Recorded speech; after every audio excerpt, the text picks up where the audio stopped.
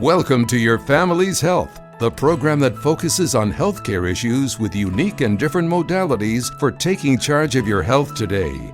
Experts talk weekly with our continuing roster of guests from around the country and right here in Nassau County to keep you up to date on the latest health issues and trends.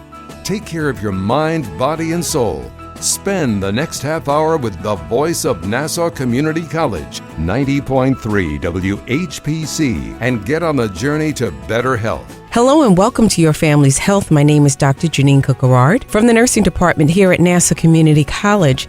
And today we're going to talk about breast cancer and its relation to your diet and nutrition.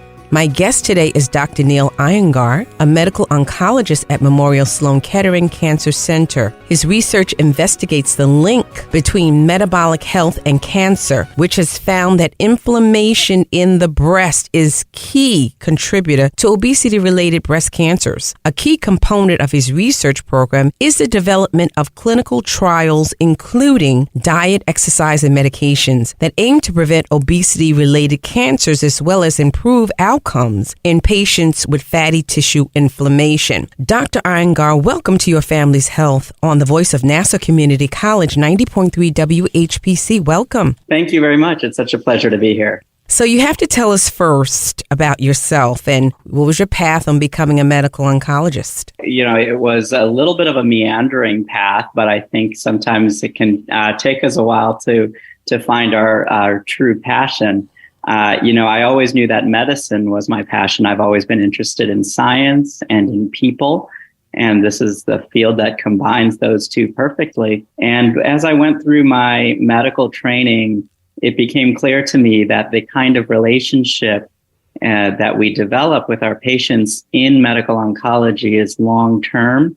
And it's a privilege. It's truly a privilege to be invited into the lives of my patients, their families' lives, and share very personal relationships as they go through their cancer journey. This is what really drew me to oncology and keeps me engaged in the practice to this day. So the term metabolic health, what is that? What is that? How does that connect to breast cancer? Yeah, this is such an important question. And we generally use the term metabolic health to refer to hormone signaling and processing of energy homeostasis in our body as a whole. Every cell that we have in our body engages in metabolism. These are processes through which the cell uses energy or expends energy. And when we talk about metabolic health, we're really referring to all of these individual cellular metabolisms coming together into what we call host metabolism. And host metabolism is an interplay between hormones like insulin, like estrogen, many other hormones, as well as energy sources like our fat tissue and even what's going on in our muscle. And it turns out that our bodies have really evolved to maintain energy homeostasis so that in times of need where we may not be getting as many calories as we need, we can reach into our energy stores and be okay. Whereas in times of energy excess, we take those extra calories in, we pack them away into storage units, if you will, so that in those times of needs, they can be used again. In the current era, the way that our energy metabolism and our energy homeostasis has evolved is a little bit discordant with our environment, where typically we have energy, calories available to us often all the time, often more than what we need.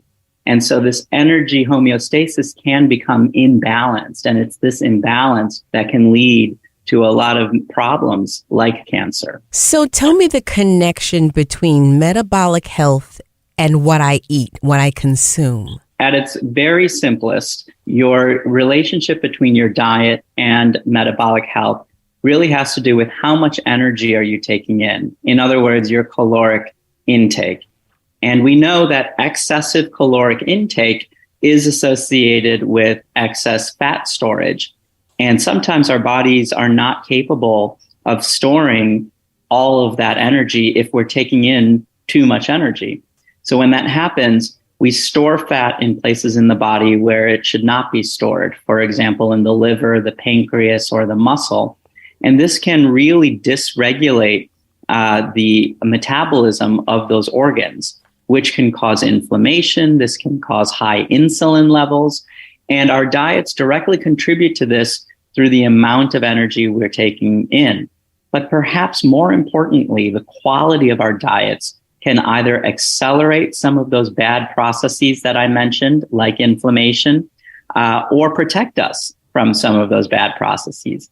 So what we study is how can we individualize and balance the amount of energy that we're taking in and make sure that that energy that we're taking in is high quality and what our body needs to maintain energy homeostasis. So is there such thing as a good fat intake and a poor fat intake? Yes, absolutely. And I think that's such a good way of looking at it, because there are certainly good fats and there are bad fats, if you will. However, I generally like to think about our diet as what are our overall patterns, because truly there's not necessarily a bad food or bad nutrient, I should say, as long as our overall dietary patterns are healthy. Now, that being said, we do need to watch what we're eating in terms of the macronutrients, the micronutrients, and the amount of energy. Because like I said earlier, if we overload our body with too much energy, and if we overload our body with sources of energy that provide us with either short bursts of energy or too much energy, for example, simple sugars that maybe our body doesn't need right away, then again, we store those pieces of energy in ways that our body is not adapted to do. And this is a problem, because if we are constantly in a state of energy excess, then this can supply cancer cells with the energy that they need to grow into tumors. What foods can trigger breast cancer? So we don't have evidence that there's a specific food that necessarily directly contributes to the growth of breast cancer. And this brings me back to the dietary pattern issue. Because we have more evidence that our overall dietary patterns can contribute to the development of cancer. Perhaps the greatest amount of evidence that we have linking certain foods to the development of cancer are for ultra-processed foods. We've seen a number of studies now which have shown that highly processed foods, these are foods that have been essentially processed or modified over and over again, such that they're very, very different than what their original source was. So you can think of, for example, highly processed meats. These are like processed cold cuts, for example. Bologna is one of the easiest examples to put out there. These are foods that have just been processed so much that their composition, either the chemical composition or the way they're cooked or prepared, can directly stimulate inflammation, can stimulate higher levels of insulin, and all of these things can then lead to DNA damage in our cells. And that DNA damage can ultimately lead to the development of a cancerous cell.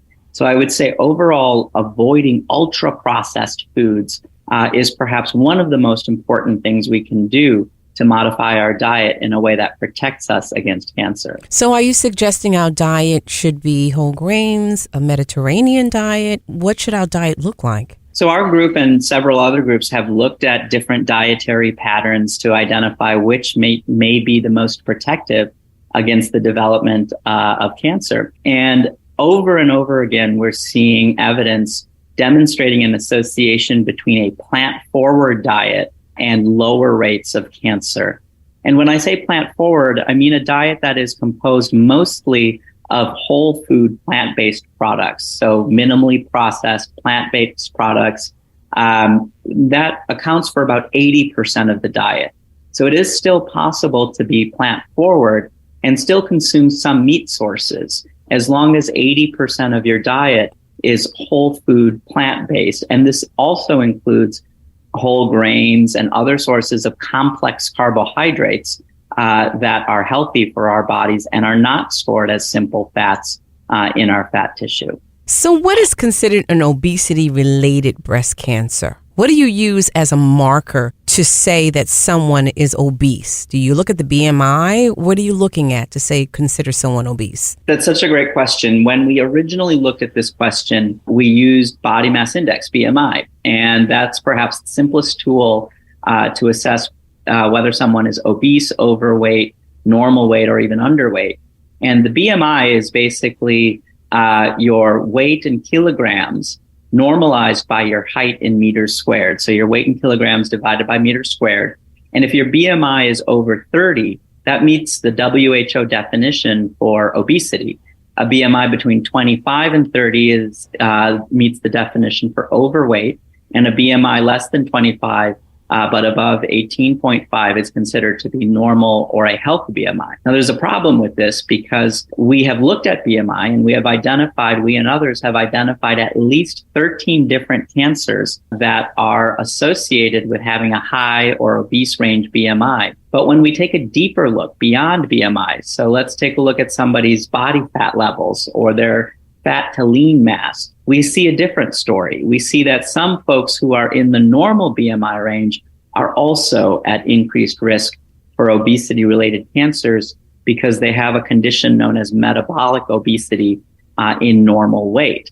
So we are working hard on developing more precise and individualized ways to assess your metabolic health that goes beyond just looking at a person, body mass index, to determine if an individual is obese. But for now, the simplest way and the proven way to demonstrate a link between obesity and cancer is through the body mass index. We're working on more individualized ways to risk stratify folks. I'm hearing a lot of the BMI, particularly patients that say, my BMI is very cultural, in terms of my size and, my numbers. So how do you holistically look at an individual to determine whether they are at risk for these obesity-related breast cancers outside of just the BMI? Are there any lab or blood markers that you look at to determine risk? Yes. The first thing that we do look at is, of course, the BMI, because if the BMI is high, over 30, we know that the majority, at least 90% of those individuals, do have an elevated risk of cardiovascular disease and several cancers. Now, in an individual who has a lower BMI, either in the normal range or even in the overweight range, there are more precise markers we can look at to stratify an individual's metabolic risk. So I would say the next piece or the next tool that we use is body composition. So we can measure an individual's body fat levels. And generally speaking, a body fat level over 33 to 35%, that's total body fat, is considered to be in the metabolically obese range. And in our own research, we do find that individuals who have a normal BMI, but who have body fat levels that are above that range, about 33 to 35%, have an increase, a doubling at least, in their risk of developing breast cancer, even though they have a normal body mass index. So we can look at body composition as an important way of assessing metabolic risk. And then finally, there are blood markers which are associated with metabolically regulated cancers. I mentioned insulin earlier. So insulin levels or insulin signaling can be measured by either measuring insulin directly or a test that we use to screen for diabetes, the hemoglobin A1C. And that gives us a sense of whether or not an individual has frank insulin resistance or pre-diabetes, which is the development or slight insulin resistance. And these levels of insulin resistance are directly correlated both with the risk of developing cancer, as well as in individuals who've been diagnosed with cancer. We know that high levels of insulin or insulin resistance are associated with resistance to cancer treatment. Has your research included whether or not people who lose weight significantly decrease their chances for cancer? This is something that we are actively studying right now. There have been a couple of trials that have been completed which have looked at weight loss interventions, both for reducing the risk of developing cancer as well as improving survival after a cancer diagnosis. And so far, what we see is most of these weight loss interventions, particularly in individuals who've been diagnosed with cancer, induce modest amounts of weight loss. And that modest amount of weight loss does seem to overall have a protective effect against the development of cancer or the progression of cancer. Now, we believe we can be even more specific and individualize the amount of weight loss a person needs or body recomposition. Maybe a person does not need to lose weight, but they need to lose some amount of fat mass and increase some amount of muscle or lean mass. So these are studies that our group is currently conducting right now in individuals who've been diagnosed with cancer to assess what exactly is the amount of weight loss that an individual needs, what is the rate of weight loss that an individual needs, and what is the body composition ideally that an individual needs to reduce their risk of developing cancer. Have you seen over the years, and particularly in the United States, that there is a rise in obesity and the link, therefore, to increased risk for breast cancer? Yes. Unfortunately, obesity rates are on the rise. And if we continue with the current patterns or acceleration in obesity, then it is predicted, in fact, by the Robert Wood Johnson Foundation, that in the next 20 to 30 years, we'll have several states in the United States where more than 2/3 of the population meets the BMI definition of obesity, which is over 30. We also know that currently 1 out of 6 male cancer-related deaths and 1 out of 7 female cancer-related deaths are related to obesity. And that number, unfortunately, will continue to get worse if the current obesity trends continue as they currently are. When we look at the rates of obesity-related cancers, so I mentioned earlier that there are at least 13 cancers that are related to obesity. When we look at those rates by age group, what you see in the oldest age groups, this is ages 60, 70, 80s, in those age groups, we see that the rates of breast cancer and other obesity-related cancers are the highest, which you would expect. Cancer is generally related to aging. But you can see nicely that over the past several years, there's been a little bit of a leveling off of the incidence of cancer in those older age groups, meaning that we might be making progress at reducing the rates of cancers in those older age groups. However, when you look at the very young age groups, we're talking early 20s, mid 20s, even early 30s, we see that the rates of cancer are lower in those age groups than older age groups, as you would expect. But the rise in the rates of cancer over the past several years in those young age groups is alarmingly higher than in the older age groups. We don't see that leveling off. In fact, we see an uptick over the last several years in the rates of obesity-related cancers in young people. So if that continues, we're unfortunately going to see a lot more cases of obesity-related cancers as those young cohorts age. So what is the connection between obesity, estrogen, and breast cancer? This is a question that I love because we've spent a lot of time examining this. I think this is really important to understand how we can use precision interventions to reverse some of these processes to protect people. And what we've discovered is that in obese individuals or metabolically obese individuals, the more energy that we take in without expending, the more that we store that energy. And where we store it is our fat cells. These are called adipocytes.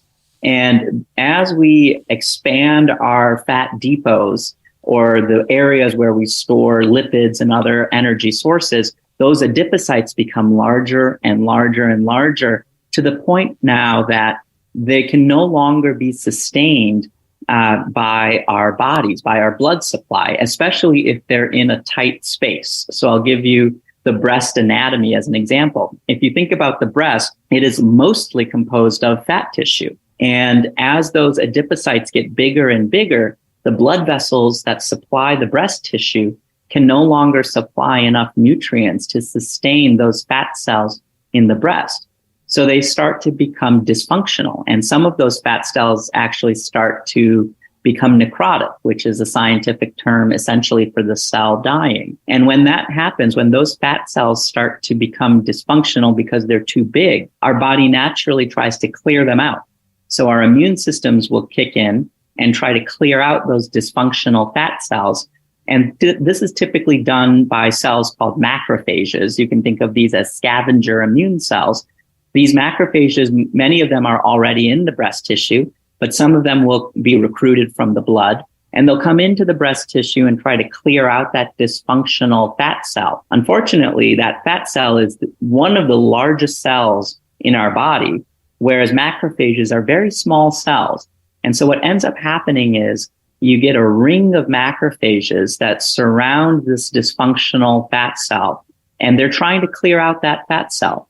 But it engages in a process that's actually termed frustrated phagocytosis. And it's exactly as it sounds. These macrophages are spitting out inflammatory molecules to try to get rid of that dysfunctional adipocyte.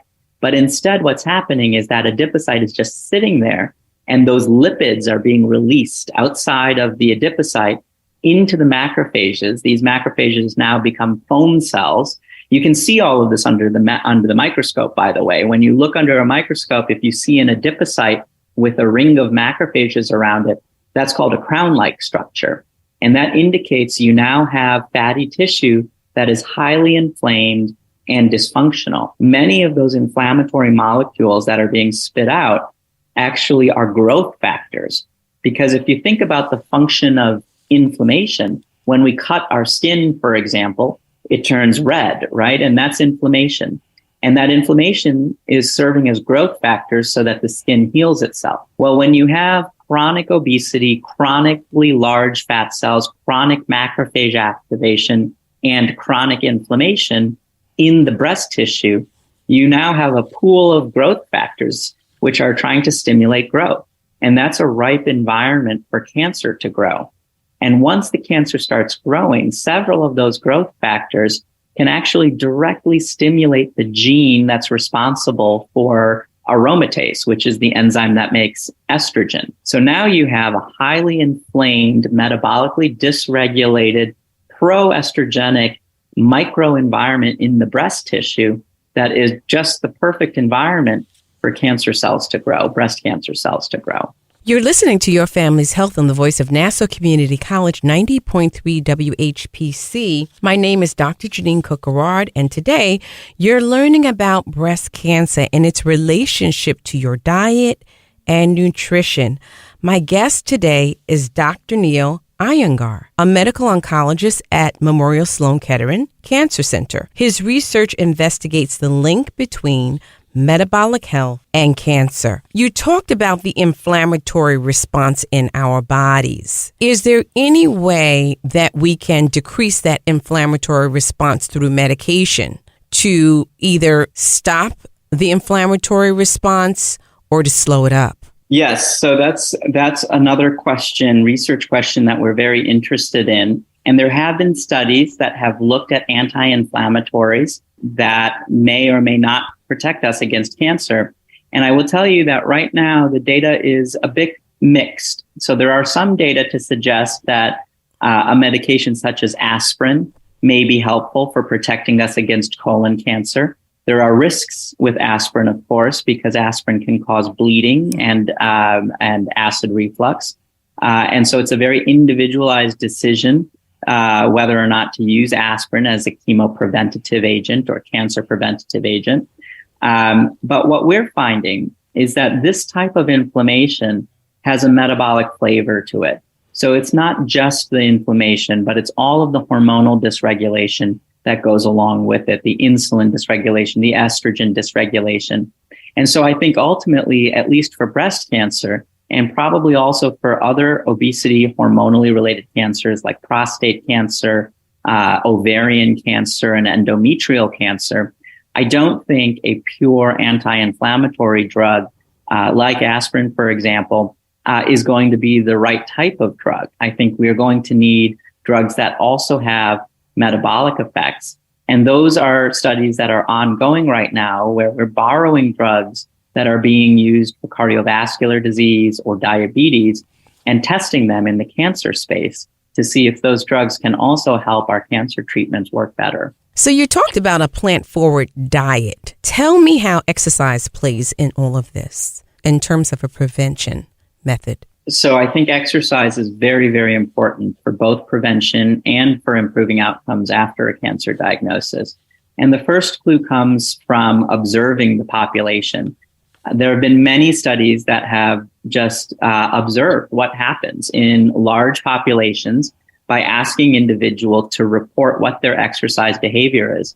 And over again, we see in all of these studies that those individuals who report more exercise, more physical activity, they have lower rates of cancer and they have lower risk of dying from cancer after a cancer diagnosis. So we've then looked at whether or not there are biological pathways that exercise alters, which may be protective. So when we go to the laboratory and we look at animal models, we can see that exercise is very helpful for animals to protect them against the development of breast and other cancers.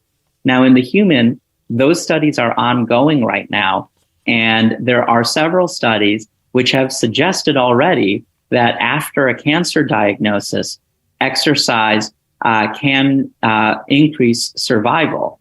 Now, those findings need to be confirmed in longer-term studies, which are also ongoing.